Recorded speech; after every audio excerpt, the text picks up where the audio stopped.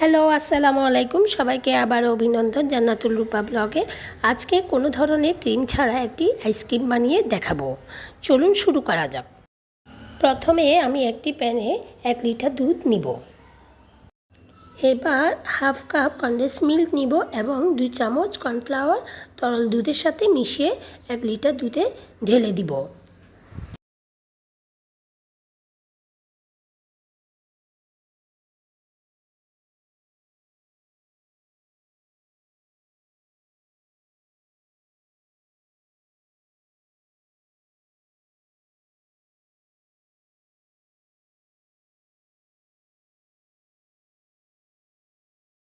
এবার half cup condense মিল্কগুলো ঢেলে দিব।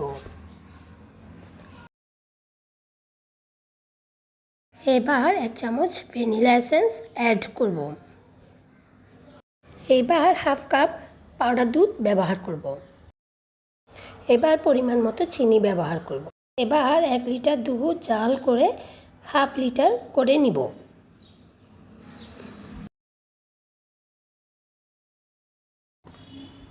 দুধটি ঘন হয়ে গেলে একটি মিক্সার বোলে নিয়ে নিব। এবার বিটারের সাহায্যে এটি 6-7 মিনিট বিট করতে হবে।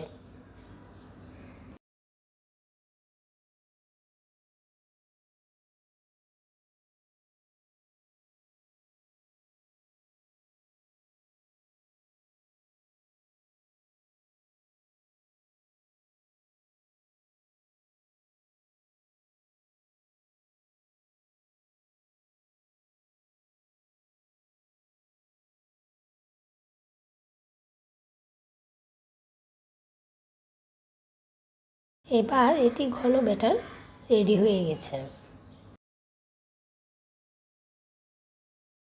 এবার এটি আমি আইসক্রিমের পাত্রে ঢেলে নিব। ঢালার পরে এটি আমি ফ্রিজে 6 থেকে 7 ঘন্টার জন্য রেখে দিব। 7 ঘন্টা পর হাজির হলাম। দেখুন আইসক্রিমটি হয়ে গেছে। এটি সুন্দর দেখাতে কিছু বাদাম ও কিশমিশ ছড়িয়ে দিলাম।